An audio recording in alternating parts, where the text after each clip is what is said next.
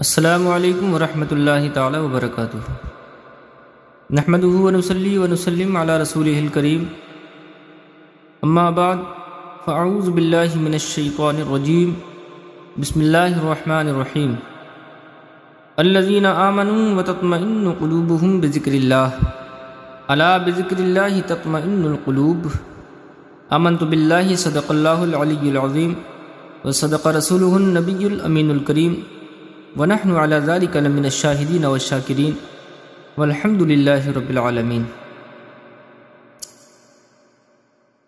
غوث اعظم بمن بے سر اسامہ مدد، قبلہ دین مدد، کعبہ ایماں مدد، وگرداب بلا افتادہ کشتی مدد کن یا معین الدین چشتی۔ قادریم نعرہ یا غوث اعظم می زنم، دمز شیخ احمد رضا خان قطب عالم می زنم۔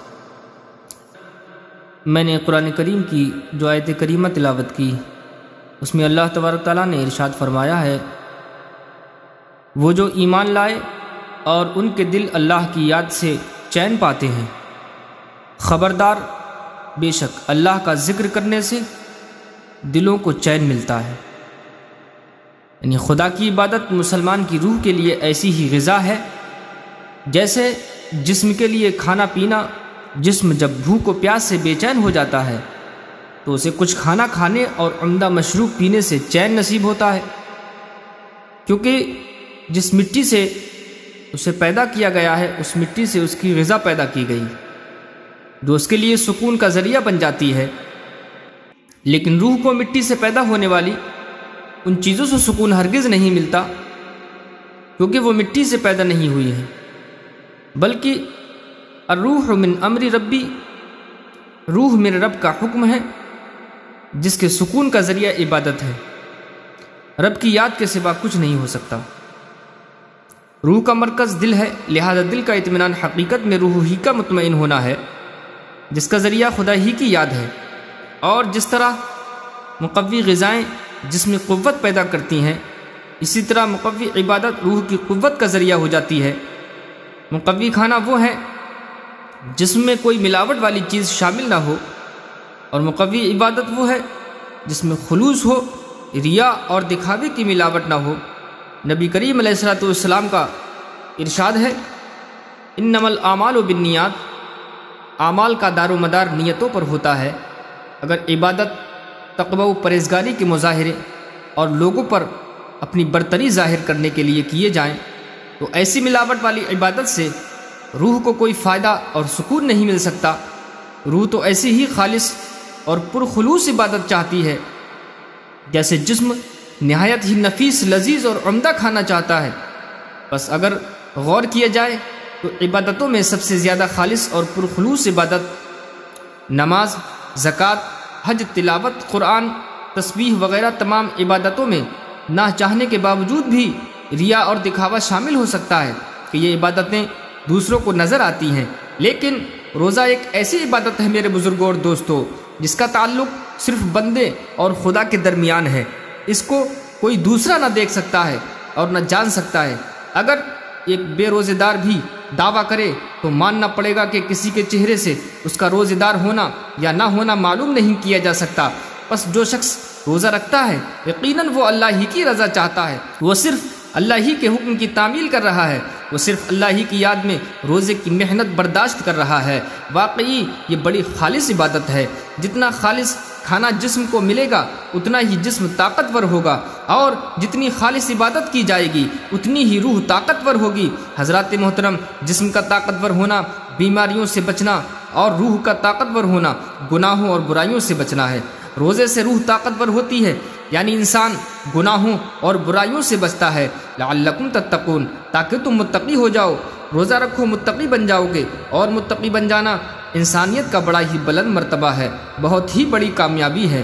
دولت مند بن جانا کوئی کمال نہیں، دین و دنیا کے علم میں کمال حاصل کر لینا کوئی خاص خوبی نہیں ہے۔ عزت و شہرت مل جائے یا اقتدار، حکومت نصیب ہو جائے کوئی بڑی بات نہیں، متقی بن جانا واقعی کمال ہے۔ یہ جو متقی ہو گیا اسے دولت، عزت، شہرت سب ہی کچھ نصیب ہو گئی۔ صحابہ کرام کے پاس بظاہر کچھ نہ تھا لیکن متقی ہی تھے کہ غزوہ بدر میں 313 اپنے سے کئی گنا زیادہ کافروں کے مقابلے پر آئے لیکن غالب ہوئے۔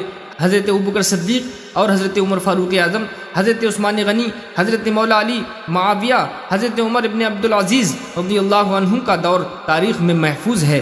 نہ ان کے پاس تیل کے کنویں تھے، نہ سونے کی کانیں، لیکن متقی تھے کہ بڑے بڑے طاقتور شہنشاہوں کو زیر کر گئے اور زمین کے ایک لمبے چوڑے حصے پر اسلام کا جھنڈا لہرا گئے۔ حضرت غوث اعظم رضی اللہ عنہ متقی ہی تھے جن کے ایک ایک جلسے میں لاکھوں انسان مشرف با اسلام ہوا کرتے تھے۔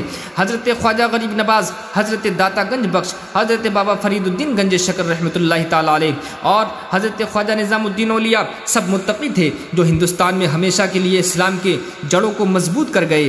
ان متقیوں سے تاریخ اسلام بھری پڑی ہے۔ اگر یہ نہ ہوتے تو آج اسلام ہم تک نہ پہنچا ہوتا اور ہم دولت کے رسیا، عزت و شہرت کے بھوکے کہ آج ہمارے پاس مادی و رسائل کی کمی نہیں، دنیاوی علم میں کسی سے کم نہیں ہے۔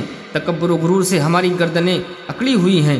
امریکہ و یورپ کے ہوٹل ہم سے آباد ہیں، عیاشی کے اڈے ہم سے چل رہے ہیں۔ حضرات محترم، تقوی جو سب سے بڑی دولت، سب سے قوی سہارا، سب سے مضبوط ہتھیار، اسی سے ہم محروم ہیں۔ یاد رکھیے، جب مسلمان کے پاس تقوی نہیں رہتا تو اس میں نہ جرأت رہتی ہے، نہ ہمت رہتی ہے، نہ غیرت رہتی ہے، نہ حمیت۔ وہ ایک بے جان جسم ہو جاتا ہے جو ہر ایک کی ٹھوکریں کھاتا رہتا ہے۔ یہی آج ہمارا حال ہے۔ خدا چاہتا ہے کہ وہ ہمیں ذلت اور خواری سے محفوظ رکھے، جس کے لیے اس نے اپنے فضل و کرم سے ہم پر ہر سال ایک ماہ کے روزے فرض کیے تاکہ ہر سال ہماری کمزوری دور ہوتی رہے، اور جب بھی ہم کمزور ہوں تو نفلی روزے رکھ کر ہم قوت حاصل کر لیں۔ لیکن ہم نے تو ان روزوں کو بھی رسم بنا لیا، اور جس طرح آج ہماری غذا اصلی نہ ہونے کے سبب ہمارے جسم طرح طرح کی بیماریوں میں مبتلا ہو گئے، اسی طرح ہمارے روزے صرف ایک رسم ہونے کے باعث غیر مؤثر ہو گئے کہ ہم روزہ رکھتے ہیں لیکن تقوی حاصل نہیں کر پاتے، روحانی سکون میسر نہیں آتا۔ روزہ تو جب ہی اثر کرے گا جب اس کے تمام اجزاء خالص ہوں، اس میں جھوٹ، مکر، فریب، رشوت، سود کی ملاوٹ نہ ہو، روزے کی حالت میں کسی پر ظلم نہ ہو، کسی کی حق تلفی نہ ہو، مسلمان بھائی سے لڑائی جھگڑا نہ ہو، زبان سے سخت بات نہ نکلے۔ جس رزق سے آپ سحری کھا رہے ہیں اور روزہ افطار کر رہے ہیں وہ حرام کا نہ ہو، دل میں کسی سے بغض، قدورت، حسد، نفرت نہ ہو۔ رمضان کے مہینے کو قید و بند کا مہینہ نہ سمجھا جائے، اس سے چھٹکارے کے لیے جلد عید آنے کا انتظار نہ ہو، غرض یہ کہ ایسا خالص روزہ رکھیے۔ پھر دیکھیے لعلکم تتقون کا خدائی کا مقصد کیسے پورا نہیں ہوتا، ہماری حالت میں کیسے تبدیلی نہیں آتی۔ جب انسان بیمار ہوتا ہے تو ڈاکٹر طاقتور غذاؤں کے استعمال کا مشورہ دیتا ہے، گلی سڑی چیزوں سے پرہیز بتاتا ہے، پھر دوا دیتا ہے جو اثر کرتی ہے۔ ہم سب بیمار ہیں، ایسے بیمار ہیں کہ اس سے پہلے کبھی ایسی بیماری کی تاریخ میں نظیر نہیں ملتی۔ ہمارے لیے خالص غذا نیکیاں ہیں، شریعت کی پابندیاں ہیں، اور برائیوں سے، بدکاریوں سے پرہیز کرنا ہے۔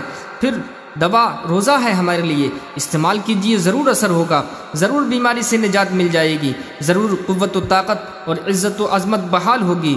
اللہ تبارک تعالی ہمیں شریعت مصطفیٰ، شریعت مطہرہ پر عمل کرنے کی توفیق عطا فرمائے۔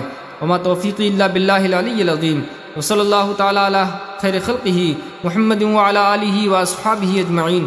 السلام علیکم ورحمۃ اللہ وبرکاتہ۔